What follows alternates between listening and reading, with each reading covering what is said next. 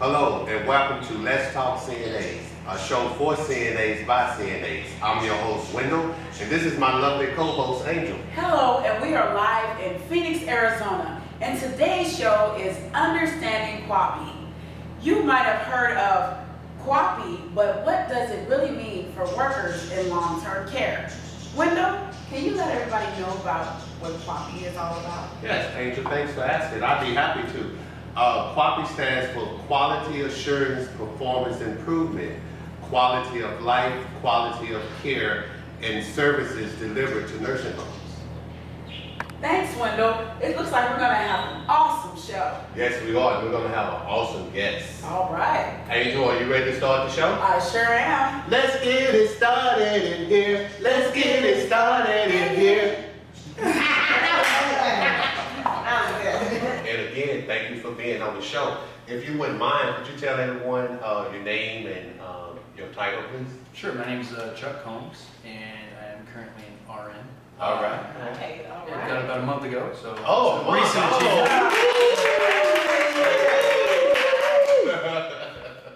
achievement. Currently, I'm doing Director of Education at the facility I'm at, doing in-services, keeping people compliant with, licensing, CPR, things like that. Mm-hmm. Prior to that, I was a long time ago, 2000, I guess it's a long time ago now. I was a CNA for quite a while. Oh, awesome. Um, Finally, I became an LPN in 2010. Uh-huh. So I was CNA for about 10 years. And then just recently became an RN. All About a right. month ago. So. All right. Well, again, congratulations Thank you. on that. Thank you. And you know, that's very impressive to be sitting next to a nurse that took the steps by step to become an RN to be where you are right now. I mean, because as an LPN or RN, then you truly understand what CNAs are really going through on the floor. Mm-hmm. And being that you are educational director, or director of education, I'm sorry, it goes along with our theme for today, which we're trying to focus on QAPI. Okay. Okay? So we're going to put you on the hot seat today, Chuck. All right, sounds good. Yeah. So these are some very good questions, Chuck. Okay. Okay, are you ready? I'm ready. So the first question is, QAPI is two mergers of quality. Which is quality assurance and performance improvement. Mm-hmm. What are the key differences and what is the significance of them merging together? Okay, that is a good question. So to talk about the significance of them merging together, let's define what they are, what QAPI stands for. Okay. So QAPI is a combination, like Wendell said, of quality assurance. Now, quality assurance isn't a new thing. Nursing homes have been responsible for quality assurance for some time. Okay. It's been under other names such as continuous quality improvement, CQI. It's been under something called Advancing Excellence. Yeah. It's been under something called the National Quality Award Program. There's lots of different terms that CMS, so Centers for Medicaid and Medicare, the people who pay all of our salaries, who pay nursing homes, okay? They come up with different names, different programs to help nursing homes reach what they call quality measures and maintain those, okay? So there's certain measures that CMS looks at that they want everybody across the United States to all be on the same level. So, start with quality assurance, the first part of QAPI. That is the process of meeting the quality standards we talked about and maintaining them, okay? And where QAPI differs, this is where CMS has always stopped with their programs. They've always said you need to reach these measures and maintain them, okay? Now, I'm going to ask a question. Sure. No. Can you let us know what CMS stands for? Sure, so CMS is the Centers for Medicare and Medicaid. So they are the governing national body over nursing homes nationally. So they basically are responsible and pay for all the care for the people in nursing homes. Okay, that's the money part. They That's run, the cheap part. yeah, and they're the ones that run and come up with and keep everybody held to the standards of basically federal nursing home tags. Okay. They're a big deal. Okay. It doesn't go much higher than that. Yes. So off of that, before you move on. Sure. So CMS and and your health department, or is there any collaboration there, or are they two different entities? Right, so the state works with CMS. So when the state survey, everybody knows what state survey is, or heard of state survey, right? When state survey comes in, they're surveying you on federal tags. So tags at CMS. So it's basically a state and federal like combination of rules and regulations. But the state is the one that comes in and actually looks at your building and makes sure you're following the federal tags as well. So Okay. there's state tags, federal tags. Okay, okay. Where it gets really scary is when the feds come in and decide to look at your building. Especially if they're trying to start, especially if they're trying to investigate the state. Right. And they happen to be at your building, and it's like, oh my gosh. Right, so, but here's the good news, QAPI, to segue into this again, I guess, is around to help us meet those quality measures and keep the feds and the state, All right. see, at bay. Right? Well, thank you, QAPI.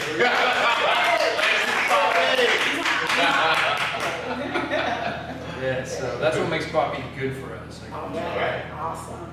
So the part that separates QAPI from the other quality measures or quality programs is the second part, the performance improvement part. Okay, so CMS, originally when they came out with these other programs we talked about, basically just said you guys need to stay at these standards, and you know that's really it. No direction on how, no direction on who's involved, no direction on anything like that.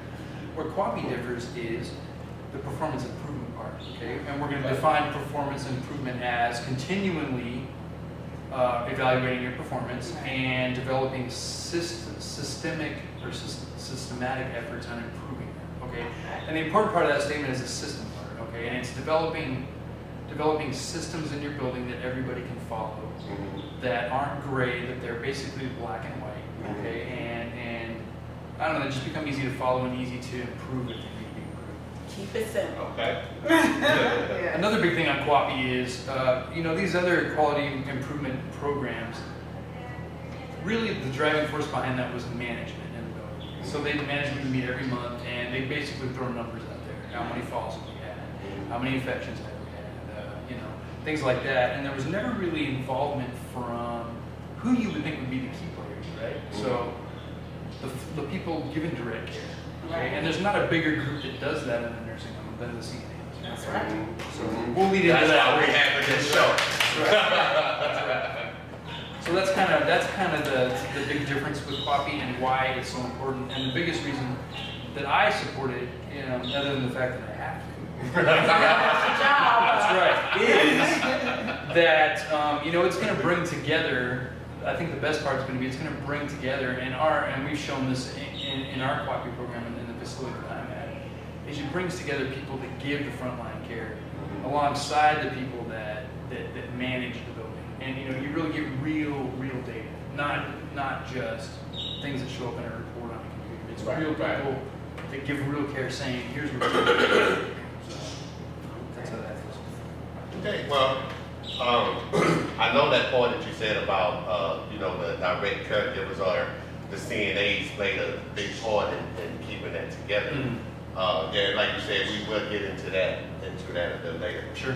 Well, I tell you, some of these CNAs have some good questions here. So this one I did not know myself. So anyway, here's the question.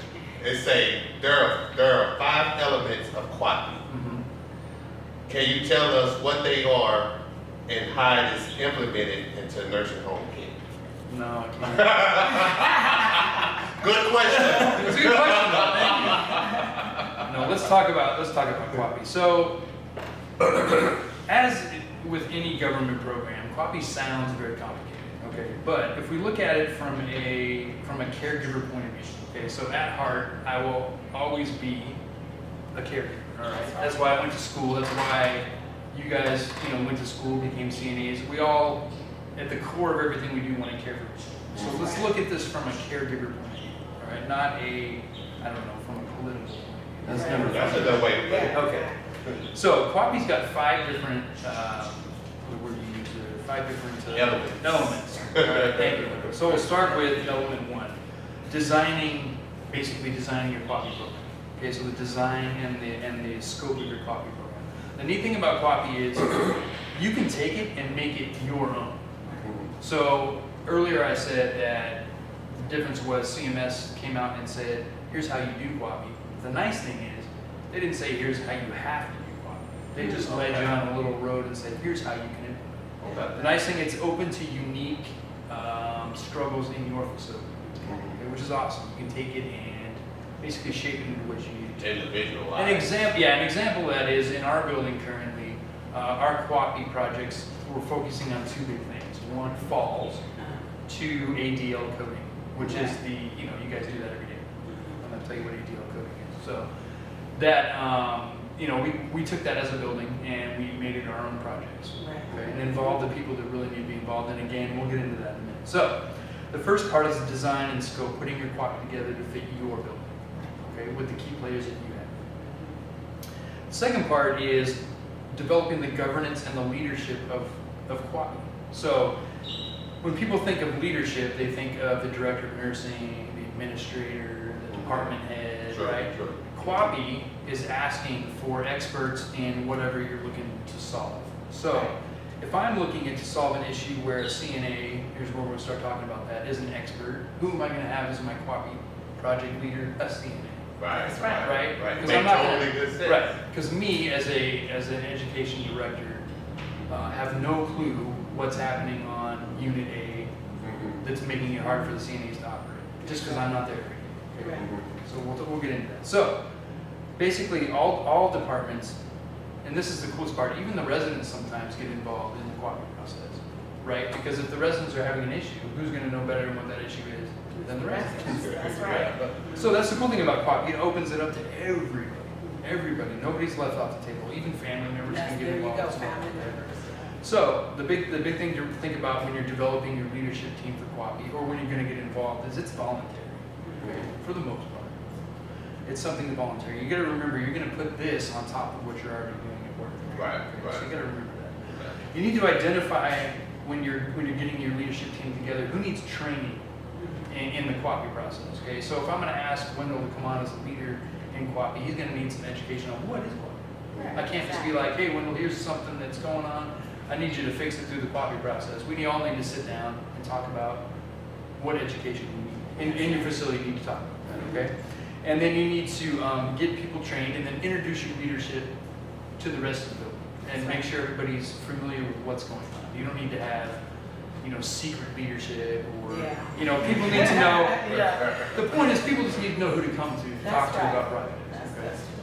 That is important. It is. It's very important to make everybody comfortable with what's going on. And the third part is feedback, data systems, and monitoring. This is where it gets a little number crunchy, a little funny. But you want to make sure the big part here, the biggest, most important part here is setting your goals, realistic goals. Okay. So for example, our facility, I said, was concentrating on falls. An unrealistic goal is we're not going to have any falls. That's never going to happen. Okay. And if it does happen, please call me in your facility. Yeah.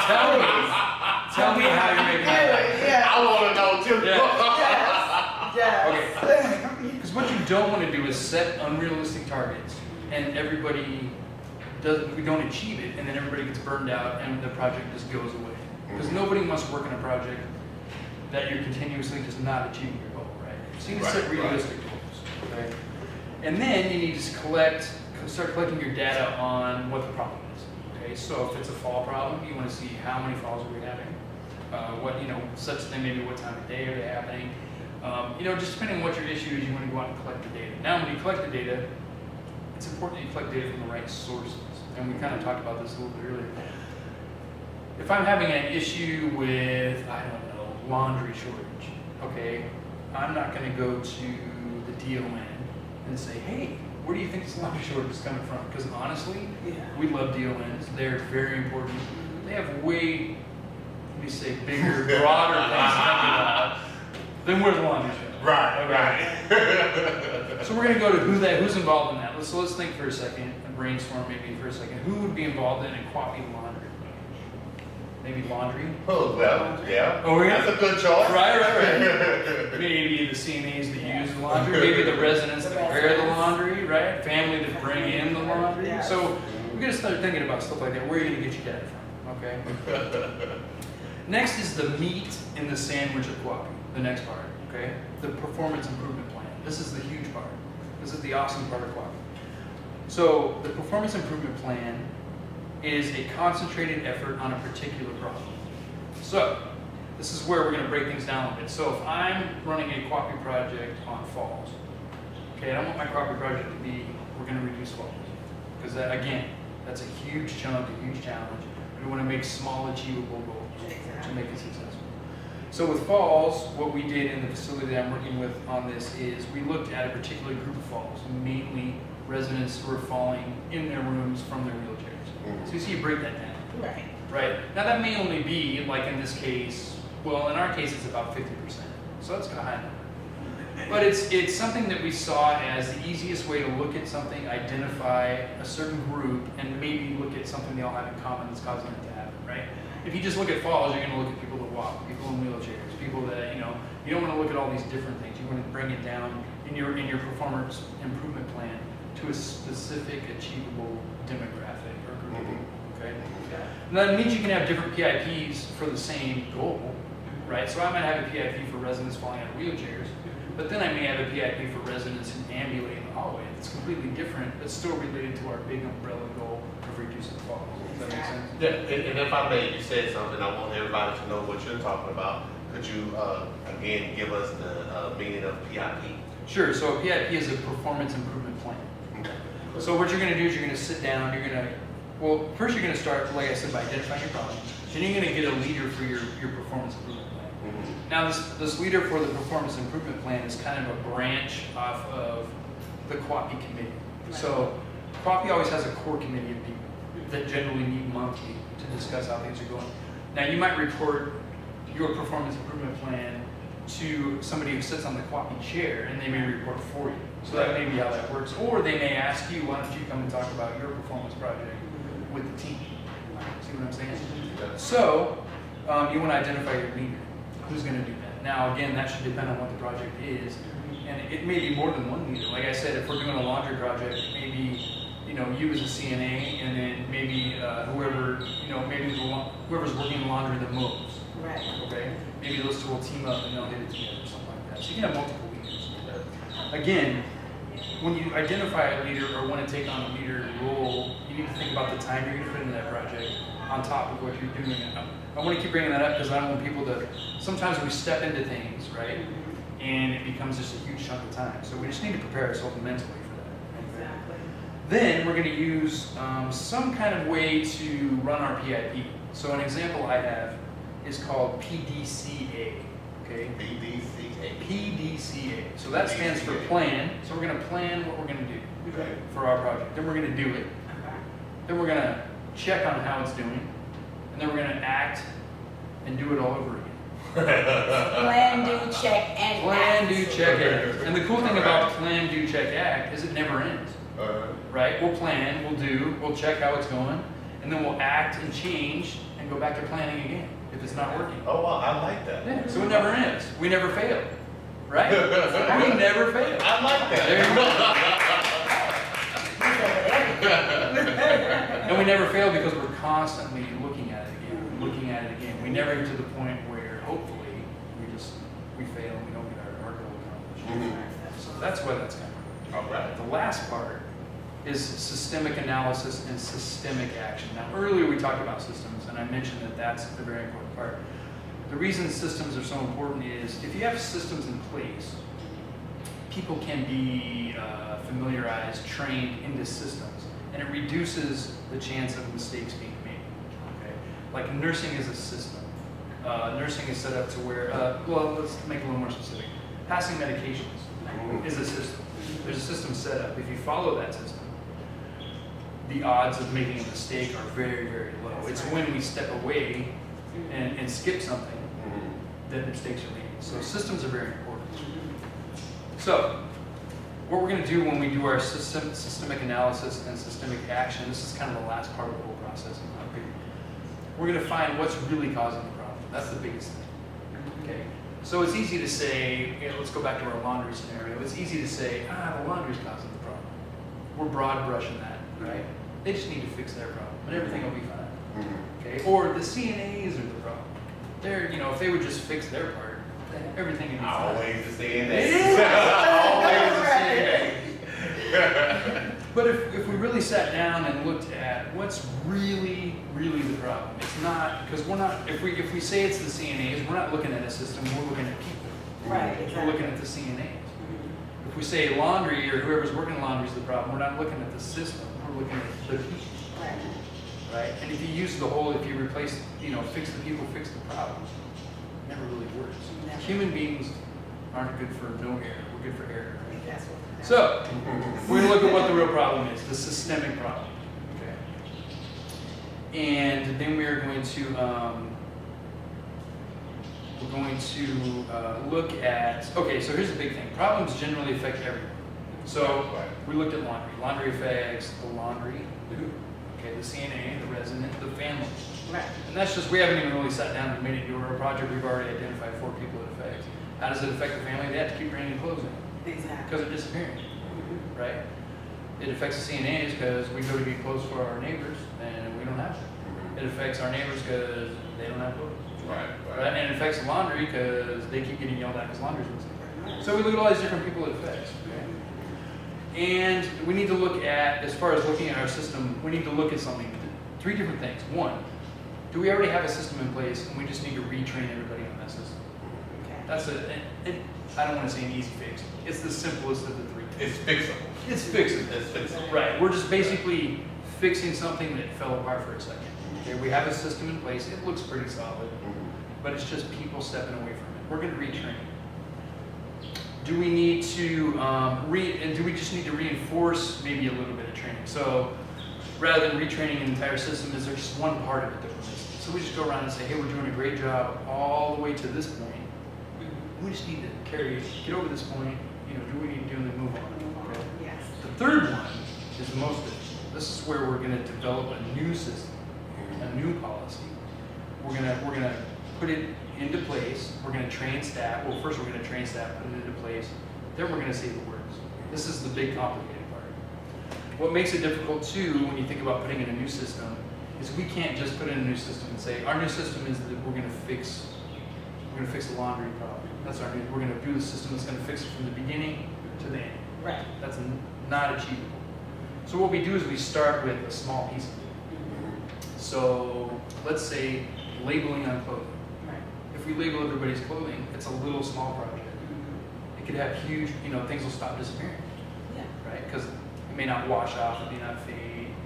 I can't read some people's writing sometimes. It's maybe how socks end up somewhere else. Whatever happens. Yeah. Right. So if we label things where everybody can read it, right? Exactly. So that's a small step, but we're going to start with that. When that becomes successful, and we don't have to think about it because it happens automatically, then we do the next thing, is maybe individual hampers and rooms. So you see where it kind of starts small. Right, We do right. small steps. Right. So the important thing about QAPI is we can't say we have a performance improvement plan, we have a leader in place, we made this awesome plan, it's going to be fixed in a month. Okay, it may take 6 months, it may take a year. The important thing is that we track our data and we show the people that sit on the committee and the people involved to keep them interested. Hey, look, we improved on this one step. There we go. Okay, we've made some improvement. Everybody's going to celebrate that, Oh yeah. right? Because we know that in long-term care we don't celebrate enough as it is. So we're going to celebrate the little things, right? Right, We exactly. labeled all the clothes, yay! Okay. Now all the clothes are labeled, and now it's a habit when we get new clothes to label the clothes. Now we're going to move into the next step. We'll celebrate that one. That's right. Right. It's all about small steps. That is a lot of That's good awesome. information. I like that. You know? Especially like what was it, the PD? Yeah. Practice, do, what was the C? Oh. Practice, Check. and act. Right. I mean, I love that, and then do it again. I mean, I like that. PDCA. PDCA. I like that. Okay, well that was a lot of good information, and I hope that the CNAs can understand all of that. I did, step by step, and we just have to plan, do, check, and act. So, why must nursing homes have an implemented QAPI plan? Well, the easy answer is because we were told to. What about CMS? If you want to get paid, right? Right. That's an easy answer. But like I said, we're not going to look at it from the politics. We're going to look at it from the caregiver. So let's say, what is QAPI going to do? Because our number one concern is always our neighbors and our residents that we take care of. Again, that's why we got into doing what we do. Right? We didn't do it for the holidays off and the high pay. That's what I always say. So we do it because we care about people. So how is QAPI going to help our people? Let's look at it from that way. Why do nursing homes need to do it? So like I said, the previous quality improvement programs basically said you need to improve your quality. Didn't give you a roadmap. Okay, so nursing homes will benefit from implementing QAPI by being able to use that roadmap. Okay, being able to put systems, develop systems that people can follow that'll hopefully, with the plan, do, check, act, will keep you from getting frustrated and giving up on things. We'll keep trying and trying and trying. So I think one reason facilities need to is it'll increase success and morale in projects. I think that's one big reason why. So we do need morale in our buildings to, to keep up the morale for the resident, or for the neighbors or the residents, and for all the workers there, and the family members. Especially the family. Yes, exactly. That's called customer service. So, what role does a CNA play in the quality plan? I love this question. This is my favorite one of the whole thing. Yes, it is. So why should CNA, what's a CNA's role? So first, we said earlier today that CNAs are generally the largest workforce in a nursing home. Right. Because there's more CNAs than anybody else. So a CNA's role really is to let people know what they're doing and what's going on. So one of the big things that I hear sometimes when I do orientation for new employees is people use the words, oh, I'm just a CNA, or people don't know what I do, or things like that. And I think it's important that CNAs bring that out and tell people what they do. Exactly. Tell people what their struggles are, and just bring their knowledge to the table. That's You know, right. being a CNA is not a simple job. I think people that don't do it, and unfortunately, even more unfortunate than that, is people that do it, don't give it enough value. Right. And enough, you earn your stripe and you bring your knowledge. Right. CNAs have so much knowledge in their residents' conditions, in the families' conditions, the families' mood, what's going on with that stuff. The other unique thing that CNAs bring to QAPI that nobody else brings is what's called the 3-shift perspective. So the 3-shift perspective. So one, I don't think there's a CNA out there, and if there is, again, you can call, we'll talk about it, that's ever worked one shift. So just a day shift, just an evening shift, just a night shift, okay? We've all, as CNAs, have worked a day shift, an evening shift, a night shift. We've all done all 3 of those shifts, okay? So we bring that unique perspective of, hey, on day shift, things run like this. Right. On evening shift, things run like this. On night shift, things run like this. On the same resident, same unit, but it's tell me night shift's not a completely different world than day shift. It's a completely different world, right? And weekends. Thank you. And weekends. Oh, yeah. And we've worked some weekends, right? CNAs work weekends. So CNAs bring that unique perspective that nobody else really has, okay? And I think that we, as nurses, as CNAs, as leaders and CNAs, need to encourage them to get involved. Things they can do, they can be a QAPI champion. So what that means is a CNA can get educated on QAPI, and I'll have a couple resources a little bit later that you guys can look at. Get educated, become a champion, bring it to your peers. Be like, hey, this can be our way that we can change this one thing that's been bugging us. Let's bring it up in QAPI, right? They can lead a PIP project. Like I said earlier, performance improvement plan. If it has something to do with something a CNA does all the time, why wouldn't they be the leader of that project?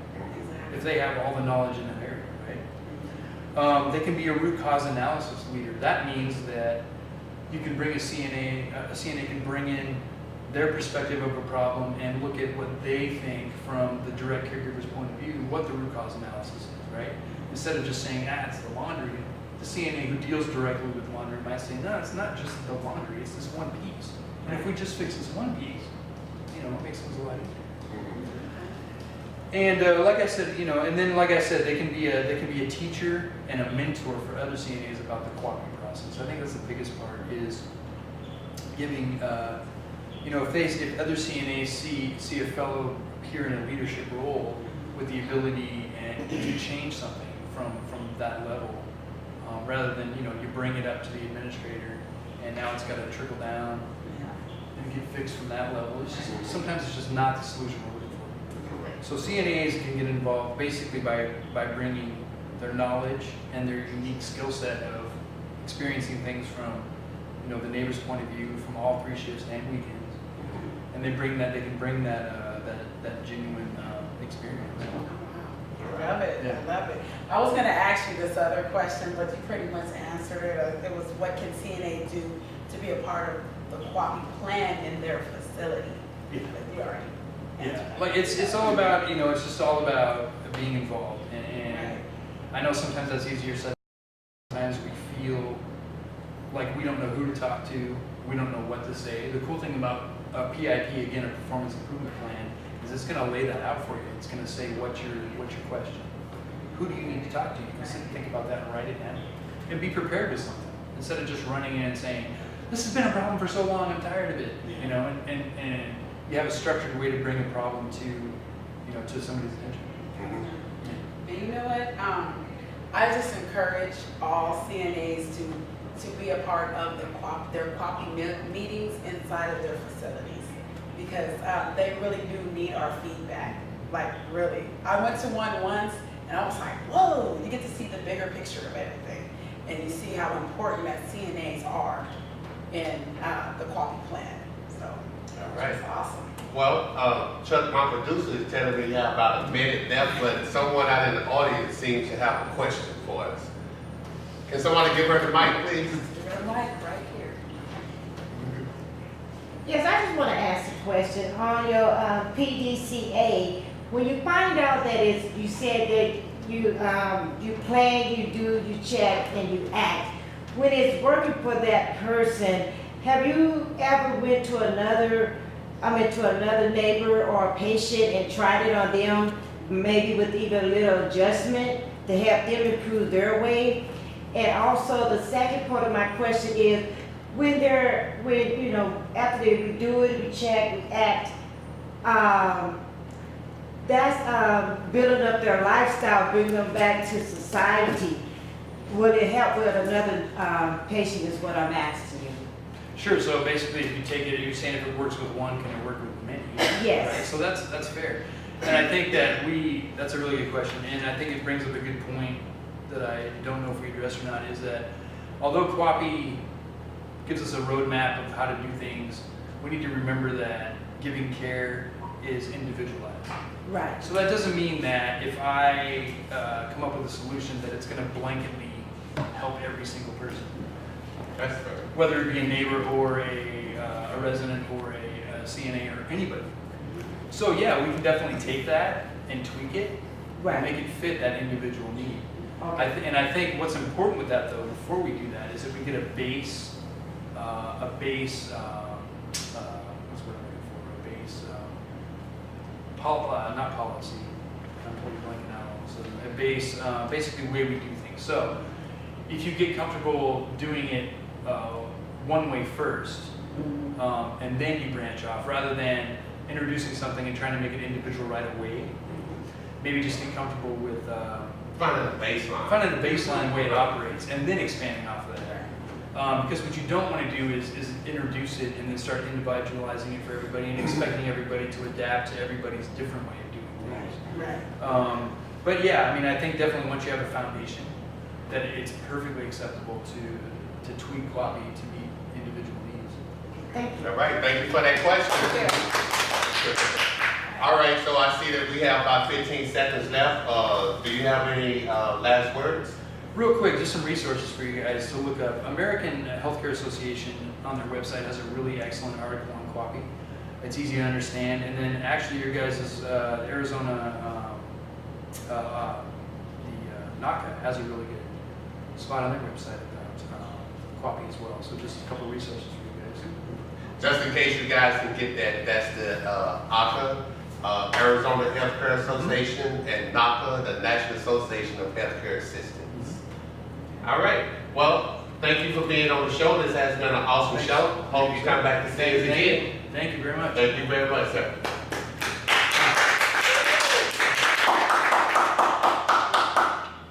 We had an amazing show. It was so much great information. Yes, it was, Angel. And that's what Let's Talk CNA show is all about. To give CNAs the information and knowledge that will empower them. So that means every CNA needs to watch all of our shows. And you can check us out on our YouTube channel, Let's Talk CNA. We would like to thank our special guest today, Chuck, Director of Education, for being on the show. We would also like to thank Jeff and Carlotta, the administrator of the DON at Maravilla Care Center, for letting us do this awesome show at their wonderful facility. Yes, thank you very much, Jeff and Carlotta. Well, that's our show for today, and we'll see you next time on Let's Talk CNAs, where knowledge is empowerment.